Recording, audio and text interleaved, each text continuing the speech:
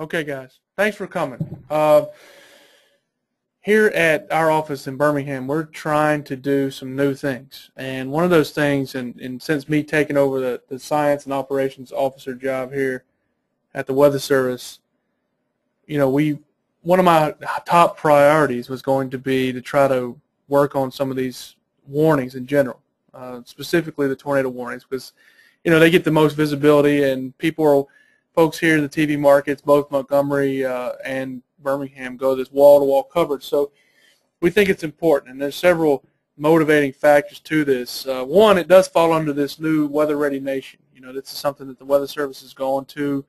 There's a roadmap out there for it, and specifically, this falls under the forecaster decision support environment. In other words, we're going to support the environment for the forecaster. So we're going to support that environment to make better decisions, and that certainly falls under that guideline.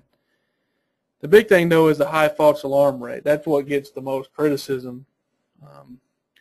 One big caveat to decreasing the false alarm rate, and the hypothesis that we want to try to look at, is will it decrease the POD, probability of detection, or the lead time? Those are things that we don't want to sacrifice for sure, right? We want to catch all the tornadoes in a tornado warning, and we certainly want to have enough lead time for people to get to safety. The big thing about lead time in tornado warnings is this. The government now is mandating about 14 minutes. That's the kind of the goal of lead time for tornadoes. So 14 minutes. So whether it's a 7-day forecast or a 14-minute forecast, it's still going to be a forecast. If I get the warning out after it's already on the ground, or after the spotters see it, or after there's already damage occurring, then I haven't done my job. I haven't given the 14 minutes. So that's really the background problem to false alarms just in general, is the fact that we have to provide this lead time. There's going to be a forecast. Now, most research will probably tell you supercells, especially in the southeast, have about a 90% false alarm rate. So if I issued a tornado warning for every single rotating thunderstorm out there, I'm going to start with a 90% false alarm rate in general. So it's difficult to try to discern which ones are going to have the tornado touch down in a forecast mode versus which ones are not going to. So that's really the reason historically for the higher false alarm rate. But this research that we've been working on here for a couple months will try to cut through some of that and see if there are things that we can do to make our product better, and I think there are. The next thing I want to talk about is the false alarm area, and I promise this is not going to be all words. I'll get to the pictures here in just a second. But the false alarm area is something important, because after last April 27th, we had a lot of social science integration into what we were doing, and their research indicated to me, at least, that there is a perception of folks being warned that aren't actually in a warning. So in other words, there's these polygons that exist for warnings. Folks think they're in the warning, but they're not even in the warning. So there's this false alarm perception, and it's called what I consider to be false alarm area, and I'll explain further. We're now in this difficult period, all of us, this transition period where most of the tornado warnings and warnings just in general are still county-based, even though we've gone to the polygon system. Why is that? Well, weather radio obviously is still county-based, and so are the sirens for the most part. So when you're under a tornado warning, even if a small sliver of the county is under it, then all of the sirens are going to go off, all of the weather radios are going off, so you have this perception that you're under a warning. Now, whether there's a tornado on the ground or not, it's going to be probably perceived as a false alarm. Again, that's my speculation as to why the false alarm perception is so much higher than it actually exists in the real world. So to go along with that, if let's say we do have a false alarm problem, I want to talk about two different avenues today. First one is the art of the polygons themselves, the actual drawing of the polygons. Is there anything we can do differently to eliminate some of this false alarm perception? Now, the good thing about it is that we can use that in a live setting. So in other words, if we have an event tomorrow, I can go out there and change the way we do polygons, and I can have immediate trials and immediate results we can see. So that's what we want to try to do. Let's take one step back before we get to the art of drawing polygons and look at the tornado warnings themselves. This is a graphic that gets drawn around quite a bit.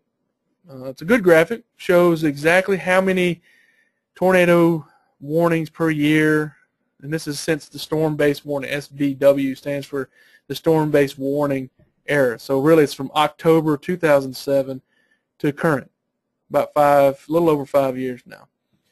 So clearly you can see, you can even delineate the state lines here. So there's CWA, there's a lot of disparity from CWA to CWA, especially as you go from Alabama into Georgia.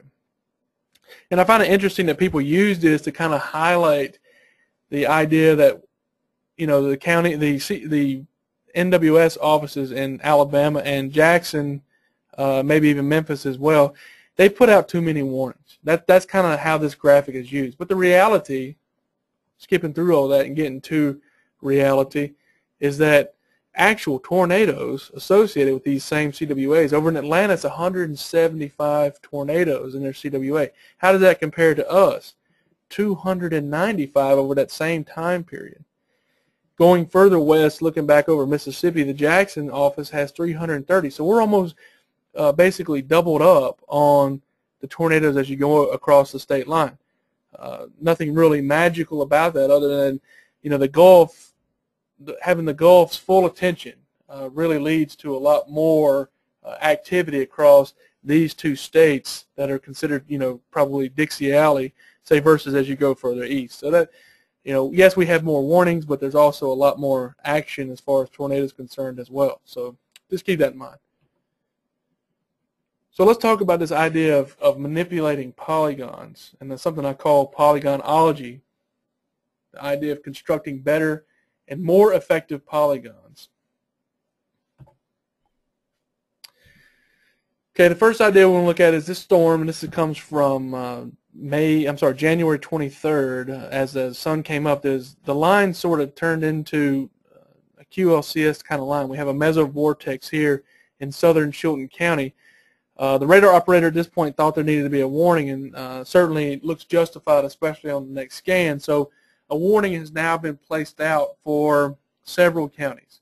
Now, this is the default polygon that our software creates. It's sort of this rectangle-looking dimension warning. Okay, this is a pretty bad warning. Obviously, it needs a warning, and there is a tornado on the ground, or going to be here shortly. So it's not a bad warning. It's just what I consider to be badly drawn. The art is not so great here. What do I mean?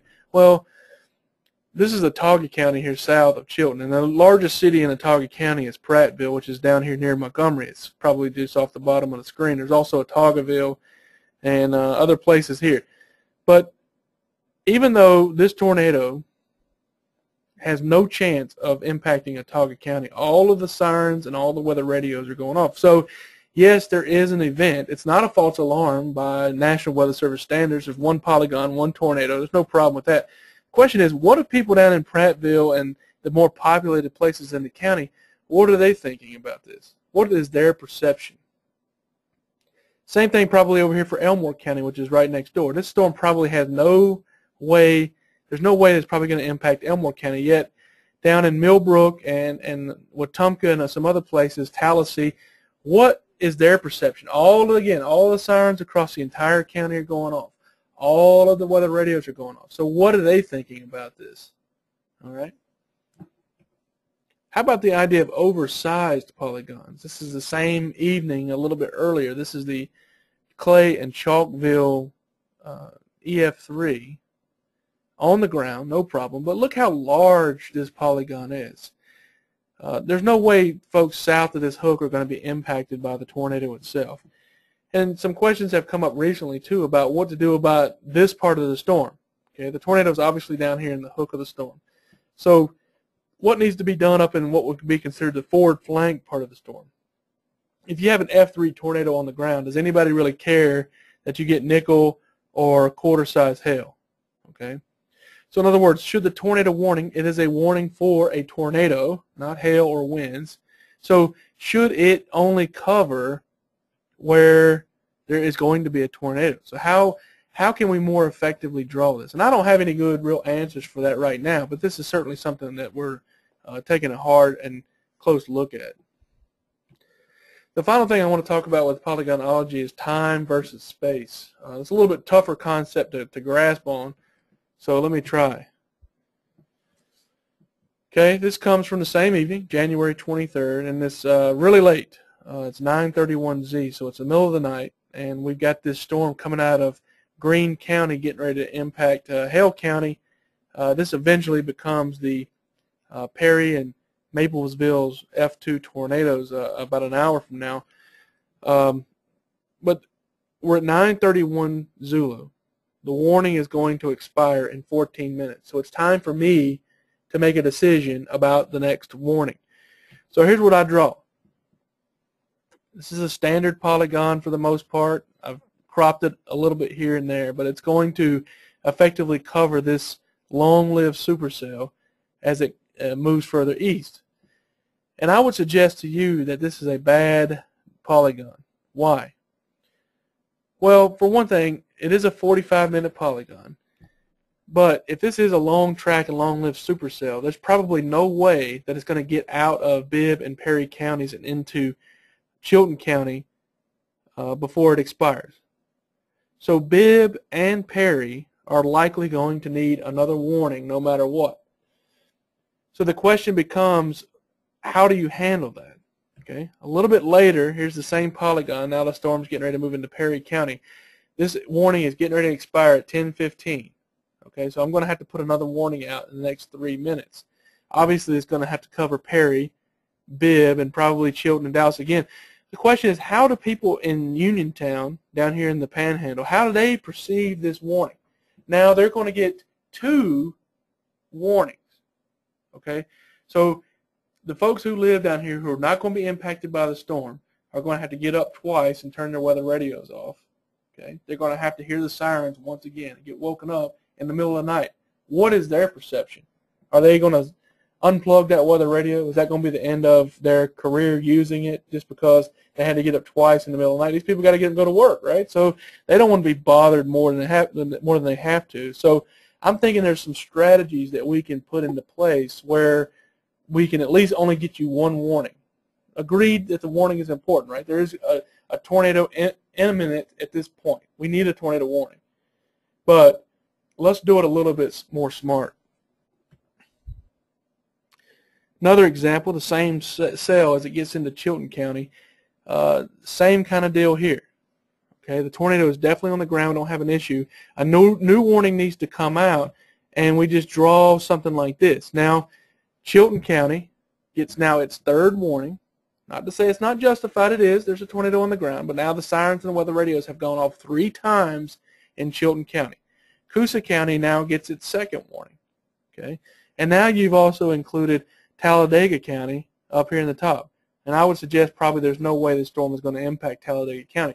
So I just think there's some better ways that we can do it. Let me give you an example. So this is what I thought about. I went back in time and put this into our little simulated machine to see if I could do something better. And what I thought about was, well, what if this is the default box, my default rectangle.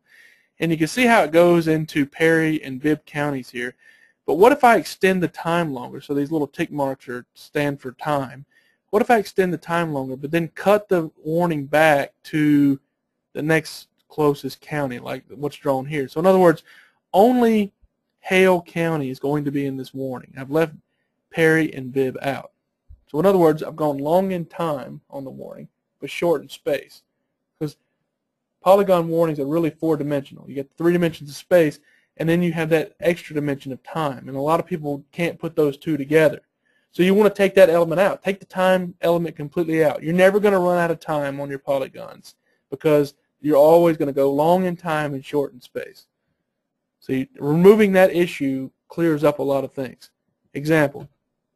Let's go back to March 3rd now. After I've learned my lessons from January, I decided just to try a live experimentation to see what would happen.